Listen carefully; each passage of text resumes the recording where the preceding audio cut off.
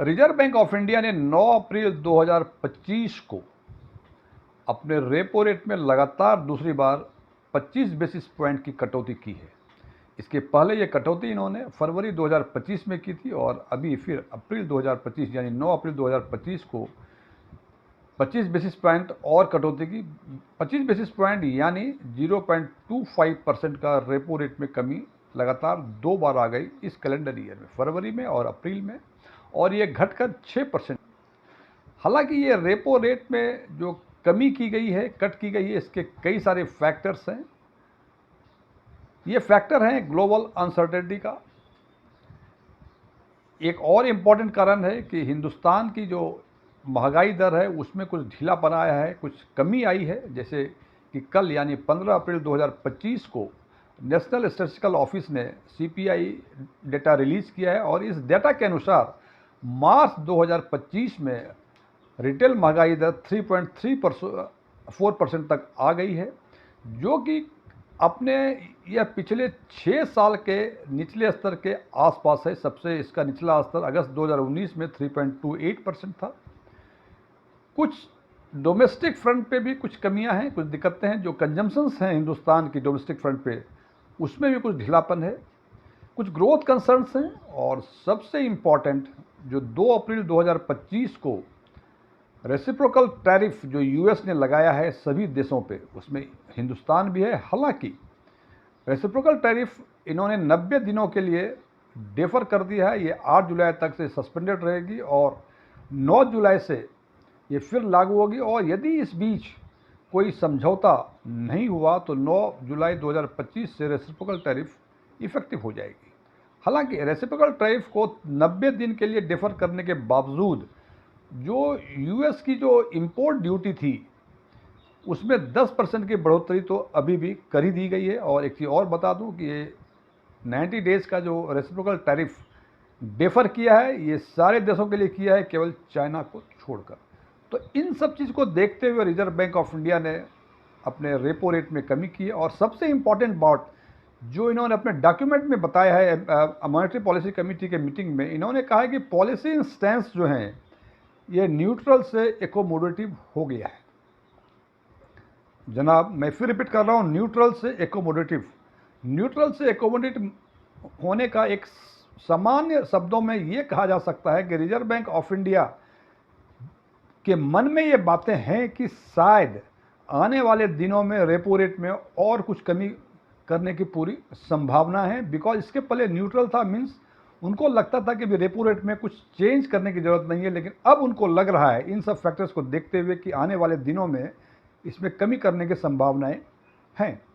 और जब जनाब रेपो रेट में जब कमी हो गई तो एक आम म्यूचुअल फंड इन्वेस्टर्स के मन में ये बातें आती हैं कि आखिर इस परिस्थिति में उनको क्या करना चाहिए। आज हम चर्चा करेंगे इन्हीं बातों पे और देखेंगे कि इस परिस्थिति में कौन से investment strategy mutual fund investors को अपनानी चाहिए। मैं डीएम झा, आप देख रहे हैं स्टोन टैक्स में। यदि इस वीडियो से आपके नॉलेज बेस में कोई वैल्यू एडिशन होता है तो इसको लाइक करें, अपने फ्रेंड्स के साथ शेयर करें। कुछ पूछना हो, कुछ कन्फ्यूजन्स हो, कमेंट बॉक्स में जाके वो बताएं। हम कोशिश करेंगे जल्द से जल्द आपका जवाब देने का। यदि आपको ये अच्छा लगा हो इसके बारे में बताएं, और यदि आपको कुछ नागवार गुजरा हो, यदि लगा हो कि ये अच्छी चीज़ें नहीं है तो इसके बारे में बताएं, सो दैट आने वाले वीडियो में मैं इसमें कुछ सुधार कर सकूं। और यदि आप इस चैनल पे पहली बार आए हैं और आपको इन्वेस्टमेंट, बैंकिंग, टैक्सेशंस के बारे में कुछ रुचि है और इसके बारे में वीडियो देखना चाहते हैं और अभी तक आपने हमारे चैनल को सब्सक्राइब नहीं किया है तो इसको सब्सक्राइब करें और सब्सक्रिप्शन बटन के बगल में जो बेल आइकन है उसको हिट करें ताकि हमारे सभी नए वीडियो की नोटिफिकेशन आपको लगातार मिलती रहे। जैसा कि आप जानते हैं कि मुख्य तौर पे म्यूचुअल फंड दो तरह के होते हैं, डेट म्यूचुअल फंड और इक्विटी म्यूचुअल फंड। आज हम दोनों टाइप के म्यूचुअल फंड इन्वेस्टर्स की बातें करेंगे। सबसे पहले हम डेट म्यूचुअल फंड इन्वेस्टर्स की बातें करते हैं। एक्सपर्ट की राय में इस स्थिति में dynamic bonds, medium to long duration funds bonds, high quality corporate bonds में अपना एक्सपोजर बढ़ाना चाहिए। इन तीनों तरह के बॉन्ड्स में एक्सपोजर बढ़ाने का एक ही कारण है कि these bonds are better position to capture potential gain from falling yield. चूंकि रेपो रेट कम हो रहा है तो इन बॉन्ड्स में ये कैपेसिटी है, फीचर्स है, ये बेटर पोजीशंस हैं इसके पोटेंशियल गेन्स लेने के लिए। इसके साथ साथ एक बात और देखनी है कि डेट म्यूचुअल फंड इन्वेस्टर्स जो थोड़ा सा कम रिस्क लेना चाहते हैं, लोअर रिस्क स्लॉट के हैं, तो वो चाहें तो शॉर्ट ड्यूरेशन बॉन्ड में भी अपना एक्सपोजर बढ़ा सकते हैं। लेकिन जो debt mutual funds interest rate risk लेना चाहते हैं उनको लॉन्ग ड्यूरेशन बॉन्ड्स में अपना एक्सपोजर बढ़ाना चाहिए। जनाब, इंटरेस्ट रेट रिस्क का सीधा मतलब, हालांकि दी जा रहे टेक्निकल टर्म्स, लेकिन सीधे साफ शब्दों में कह सकते हैं कि यदि मार्केट रेट कम होता है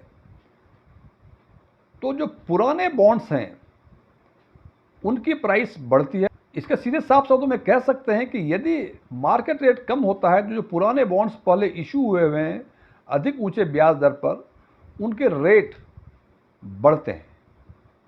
इसी को रिस्क बोलते हैं। और उसी हिसाब से यदि इंटरेस्ट रेट बढ़ेगा तो जो पुराने वाले बॉन्ड्स हैं उनकी प्राइस कम होगी। तो ये बॉन्ड्स जो हैं, इसका जो पोटेंशियल गेन्स है वो कैप्चर करने में बेटर पोजिशन है। सो एक्सपर्ट का कहना है कि ये तीनों तरह के बॉन्ड में अपना एक्सपोजर बढ़ाना चाहिए।